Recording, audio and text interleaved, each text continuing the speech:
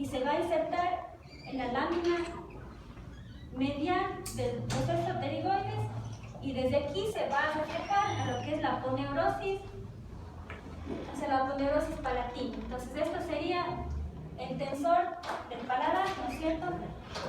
Ya.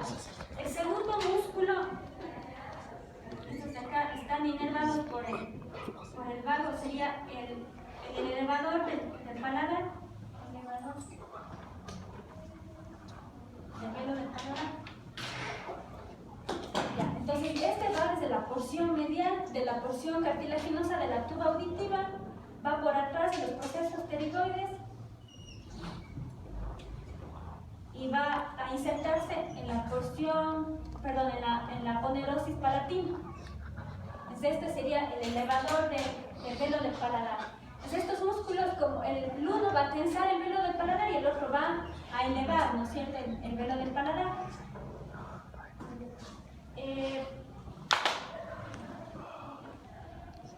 Tenemos otros músculos que van desde el paladar a la lengua. Aquí tendríamos la lengua.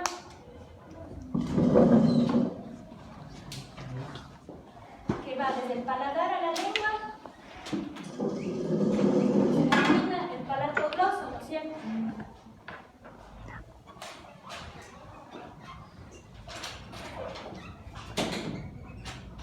Y el otro es que va desde el paladar a la faringe, que es el palato faringe.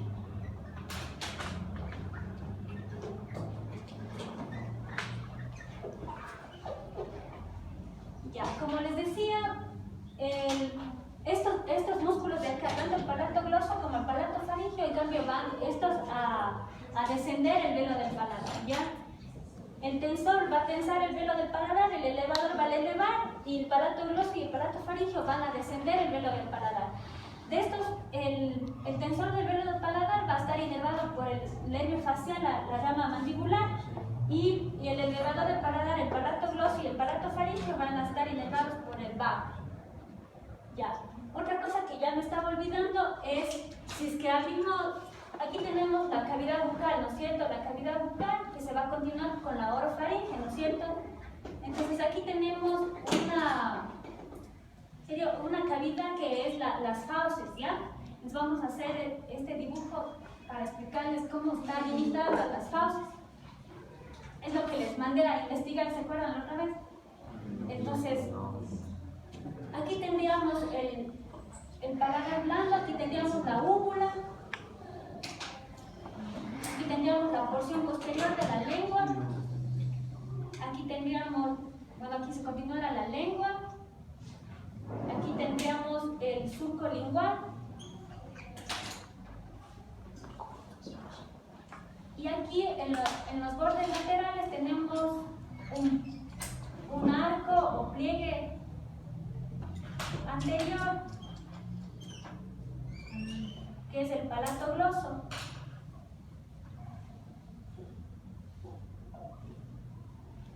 Y posteriormente el arco posterior, que sería el palato faríngeo.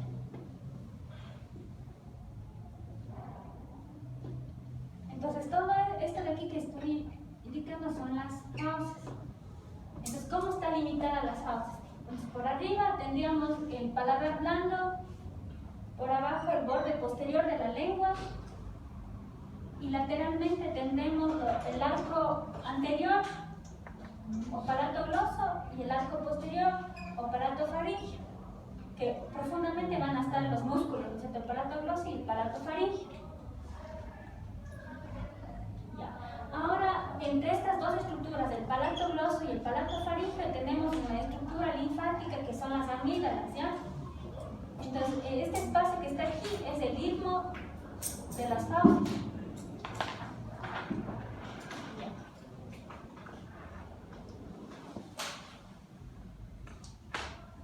Eso en cuanto al velo del paladar. La separación de la cavidad bucal, el orofaringe y el paladar y el velo del paladar. Ahora vamos a continuar con los músculos de la es la amígdala. Sí, la amígdala.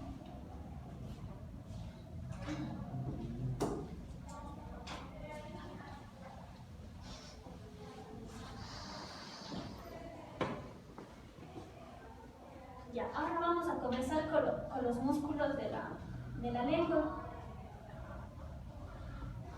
Ya, los músculos de la lengua tenemos intrínsecos y los extrínsecos.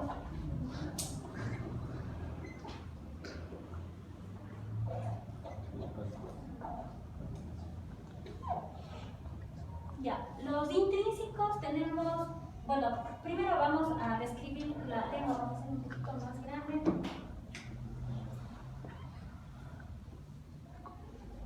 Entonces, la lengua tiene una punta, ¿no es cierto?, que está acá adelante, una raíz.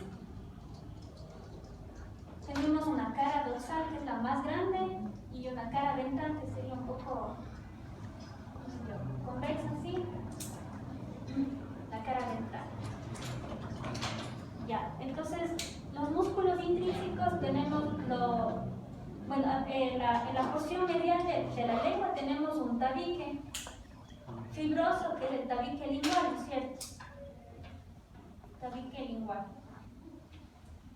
Ya, los músculos de la lengua son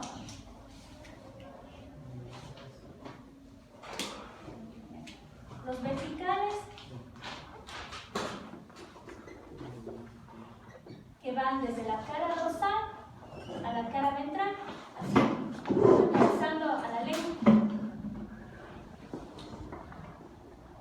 Los verticales, ¿no es cierto? Tenemos los longitudinales, los intrínsecos. Estos son los longitudinales. Los longitudinales, en cambio, van a atravesar toda la cara dorsal, el longitudinal superior, y el longitudinal inferior va a atravesar toda la cara ventral de la lengua. Entonces hay un longitudinal superior y otro inferior. ¿Ya? Y el último intrínseco es el transverso.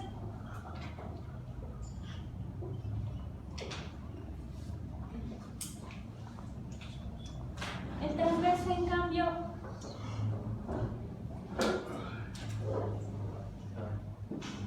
va desde los bordes de la lengua al tabique. Esos son los transversos. ¿Ya? Entonces, les repito, ¿ya?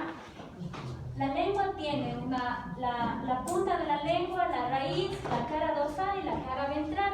Tiene los músculos de los intrínsecos y los extrínsecos. Los intrínsecos tenemos los verticales, que van desde la cara dorsal a la cara ventral, atravesando de lado a lado la lengua. Los longitudinales van toda la cara dorsal de la lengua, que sería el superior, y el longitudinal inferior, toda la cara ventral de la lengua. Y el transverso va desde el borde, de un borde de la lengua al tabique lingual. Esos son los intrínsecos.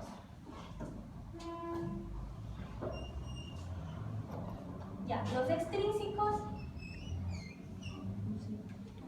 tenemos, en cambio, primerito,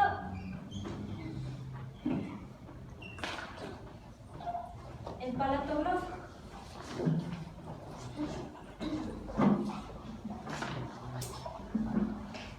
¿Ya? Aquí tendríamos la mandíbula.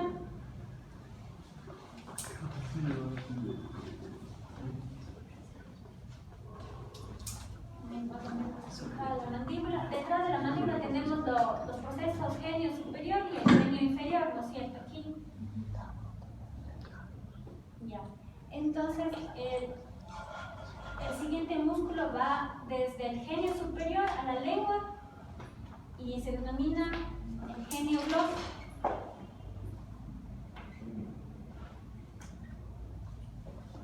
Aquí tenemos el músculo hioides, perdón, el hueso hioides, que de aquí va a emitir unas ramas musculares que va del hioides a la lengua, que sería el hio gloso.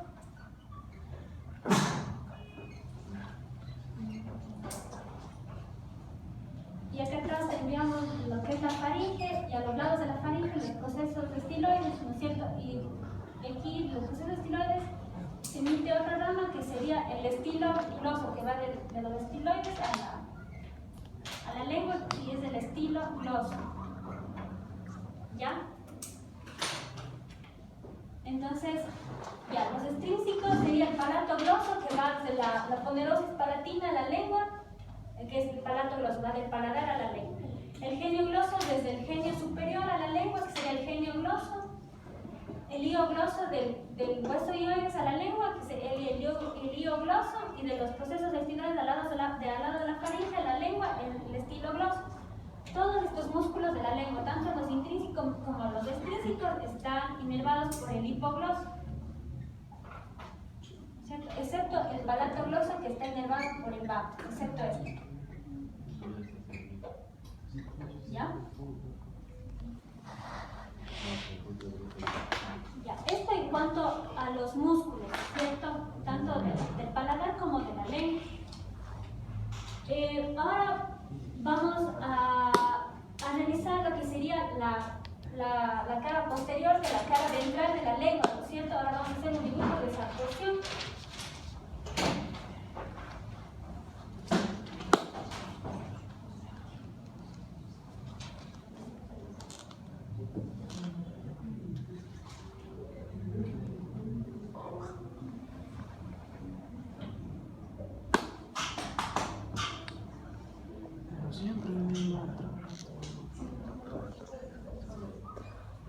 Antes de comenzar, tenemos que explicar que tenemos aquí que la base de la lengua está formada por tres músculos.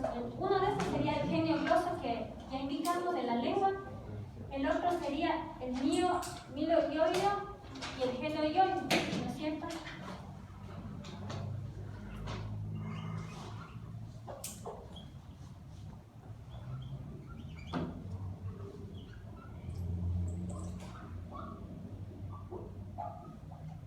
La base de la lengua está formada por tres músculos del genio gloso, milo ioideo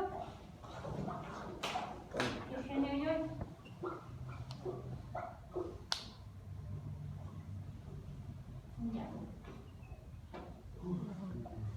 Ya, si hacemos un dibujo de esta parte de aquí de la lengua, de la cara ventral de la lengua, tenemos aquí un frenillo, el frenillo de la lengua.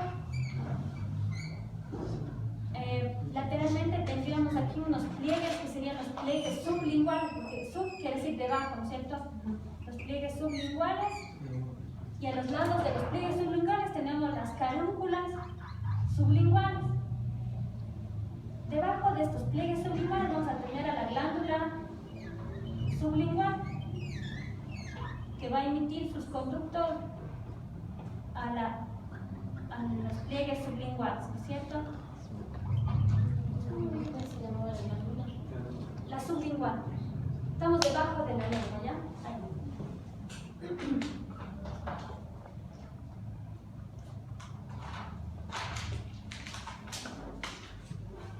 No les expliqué de los dientes, ¿no es cierto? Ya es por lo que interrumpen, me hacen bulla y me olvido. Ya, vamos a terminemos la lengua y regresamos otra vez a los dientes. Vamos ahora a estudiar lo que son las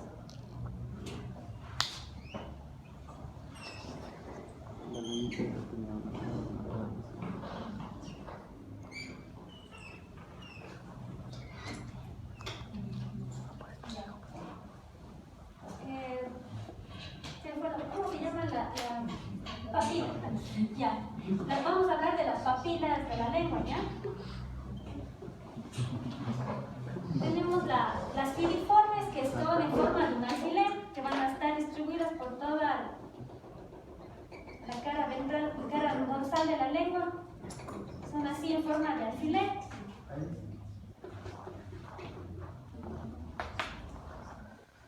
Las filiformes.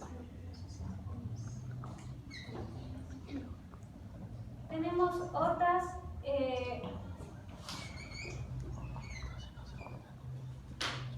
tenemos las falciformes,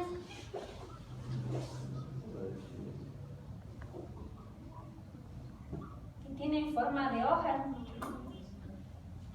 que van a estar distribuidas 6 a cada lado en la parte anterior de la lengua. Tienen así la forma de una hojita.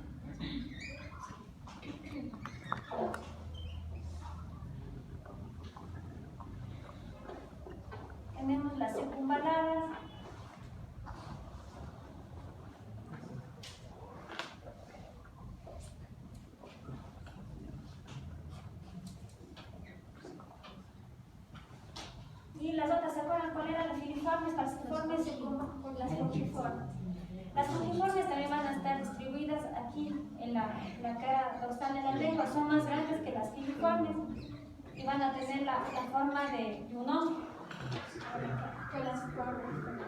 las longiformes.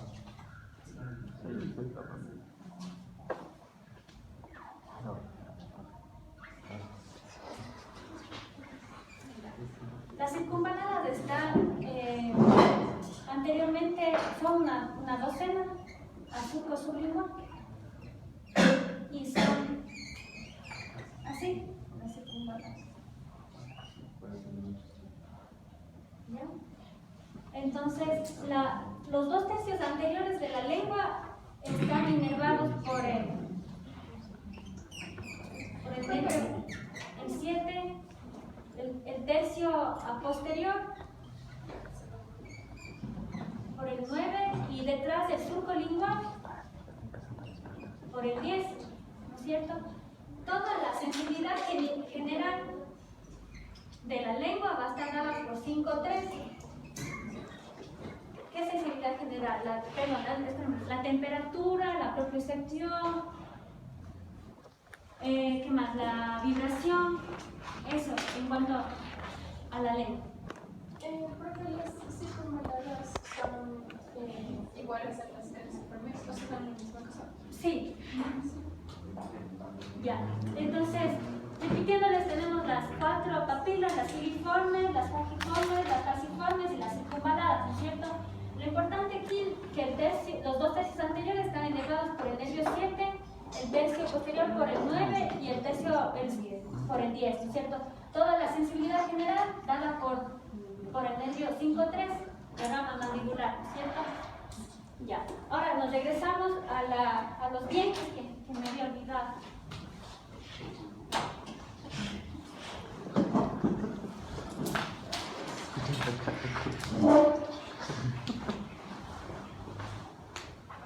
Se olvidó, pero por esta lo voy a dejar pasar. Ya, tenemos porque las es una arcadas buena. dentarias.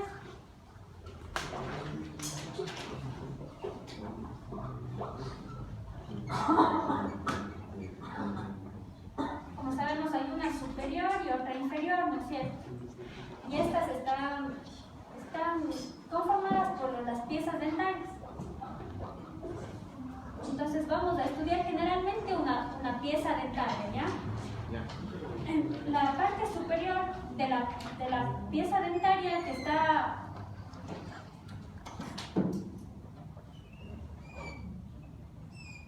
por arriba de la encía, esta sería la encía, se denomina la corona.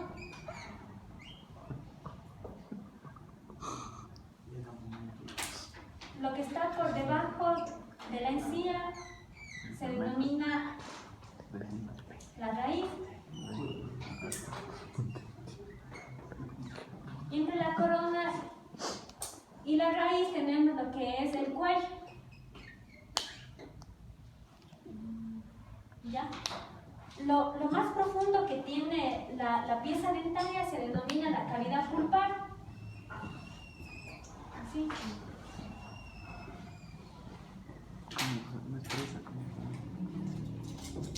La cavidad pulpar se va a continuar a nivel de la raíz por lo que se denomina el canal radicular.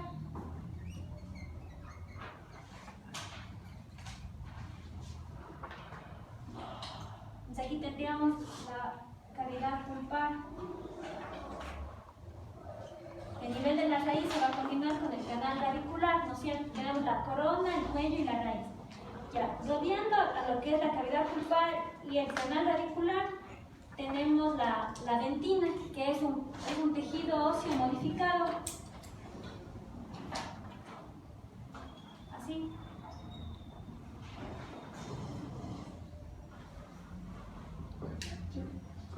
El canal radicular se va a continuar con un agujero que se denomina el apto. Por aquí van a ingresar los nervios de la pieza dentaria. Entonces, la dentina va a rodear lo que es tanto la corona como la raíz, ¿no es cierto? La dentina.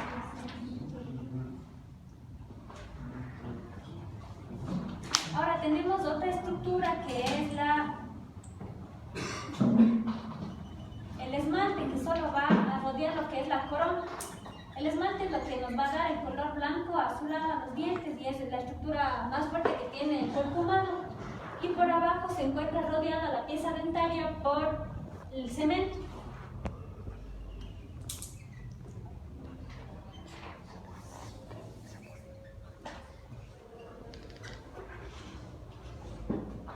Ya, entonces esa sería la anatomía general de una pieza dentaria, ¿ya? Ahora vamos a ver más o menos a determinar las piezas dentarias según la forma de la corona.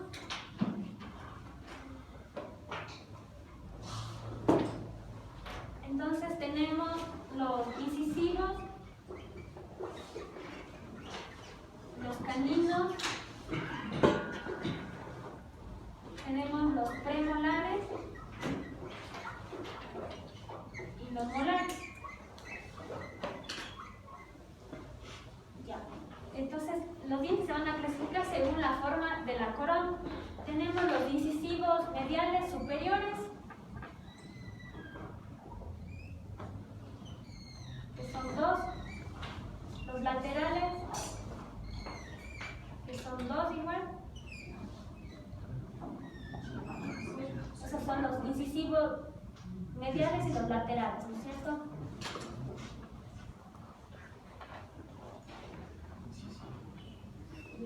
Mediales y laterales. Y también tenemos los incisivos inferiores, igual mediales y laterales, que sumando los de la arcada superior con la inferior son 8. ¿Ya? Ahora tenemos los caninos. Aquí antes de comenzar, los incisivos, la corona de los incisivos es cuadrangular y con un borde superior biselado, ¿no es cierto? Aquí superior, la raíz no es muy grande. Y la principal función de estos incisivos es cortar los alimentos. Continuando con los caninos, tenemos el lateral derecho y el lateral derecho y el izquierdo, ¿no es cierto? Estos, a diferencia de los incisivos, la raíz de estos es más larga, como vemos aquí, y la corona de estos es cónica, como un cono y la raíz más larga. La principal función de estos es desgarrar, ¿no es cierto? ¿Cuántos caninos son? 4, ¿no es cierto? De ambos lados. 4. Continuando, tenemos los premolares, que se caracterizan la corona por tener las cúspides. Y la raíz de estos se van a bifurcar. Por encima de las cúspides tenemos los ápices. Entonces tenemos 1, 2 de cada lado, ¿no es cierto? Y se bifurcan las raíces.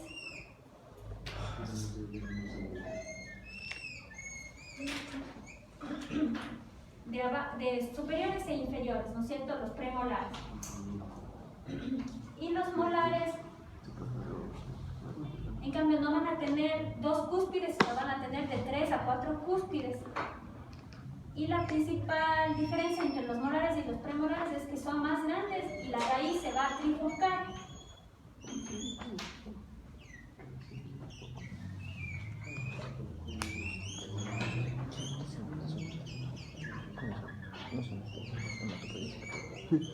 Ya sería el 1, el 2 y el 3, ¿no es cierto? Que sumados de cada lado serían 12 piezas dentarias, ¿no es cierto?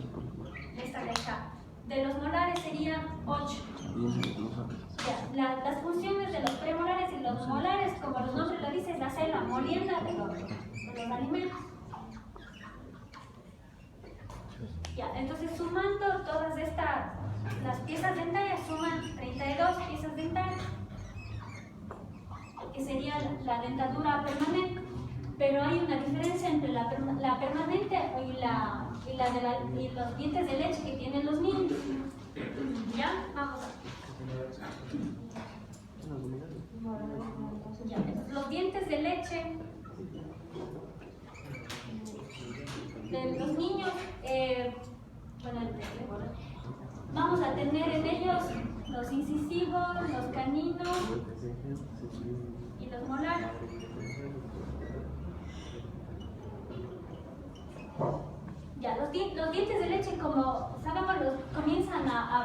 erupcionar a partir del quinto o sexto mes, ¿no es cierto? Y los primeros en salir son los incisivos inferiores mediales, los de acá abajo.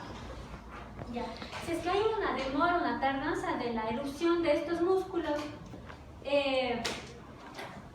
podemos sospechar en un hipotiroidismo, un retardo del desarrollo intelectual del niño, en un hipotiroidismo, ¿ya? Van a acabar de erupcionar todos los dientes en el niño, más o menos a la edad de los 2 años y medio, y comienzan a ser intercambiados ya con la dentadura permanente. A la edad de 5 o 6 años comienzan a salir los dientes. Entonces, el niño va a tener los 8 incisivos, los 4 caninos,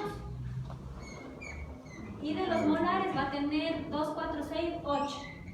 8 y 8, 16 más 4, 20 piezas dentarias tiene el niño, ya, a diferencia de las 32 que tiene el adulto.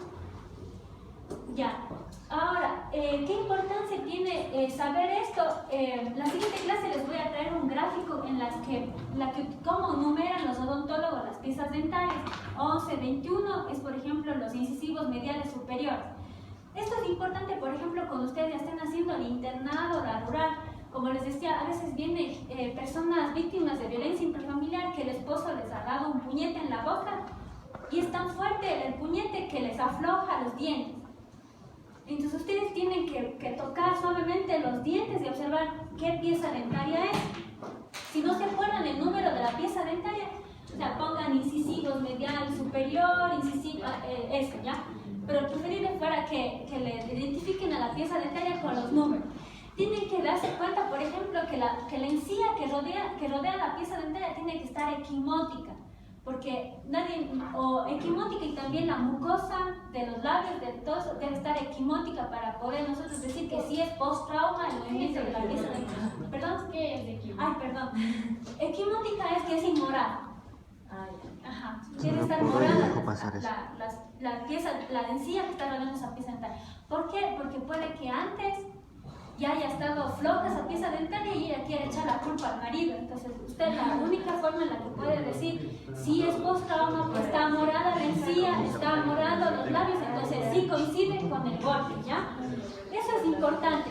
Siempre ustedes ya cuando estén haciendo el internado y hagan las historias clínicas o se encuentren en la rural, la historia clínica es un documento médico legal. Es un documento médico legal que, por ejemplo, ahora con la nueva aplicación del Código Orgánico, con el Código de Procedimiento Penal, los médicos generales tienen la obligación de comparecer a las audiencias, a los juzgados, para ustedes rendir testimonio de lo que ustedes le atendieron hasta víctimas de violencia intrafamiliar.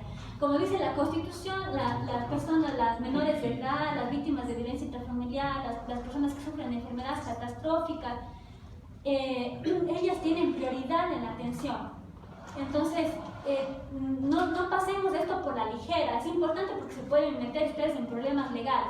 Entonces, siempre en la historia clínica pongan la hora y la fecha de la atención, y en estos casos de violencia intrafamiliar sean lo más minuciosos posibles en la historia clínica. Siempre describiendo el tamaño del moretón, la localización. Por eso les decía esas líneas imaginarias de aquí, de esta parte de aquí, los surcos del subnasal, el mento labial, el labio geniano, son importantes porque tenemos que ser los más específicos en la descripción de las lesiones. Entonces tienen que comparecer y se pueden meter en problemas o pueden perjudicarle también a esa señora. Entonces tenemos que ser bien minuciosos en esta parte de los dientes al menos. Los dientes, como saben, no le va a volver a crecer, entonces va a perder. Entonces se considera que es un órgano la pieza dental, entonces se convierte directamente en un delito. Entonces es importante la valoración de ustedes y luego la transferencia de ustedes hacia un odontólogo para que sea valorado. A veces que le pueden inferiorizar la pieza dentaria porque no le va a volver a crecer. Entonces tiene que ser indemnizado tanto con dinero y también el señor ser sancionado con días de cárcel, no sé. Entonces es importante eso, al menos en violencia intrafamiliar o cuando una persona haya sufrido lesiones, sean acuchillado, lastimado. Entonces es importante, tengan mucho cuidado en eso. Entonces tiene que ser lo más concreto. Esto de los dientes es importantísimo en el área médico-legal. Entonces, con esto terminamos, chicos. Como Claro, tengo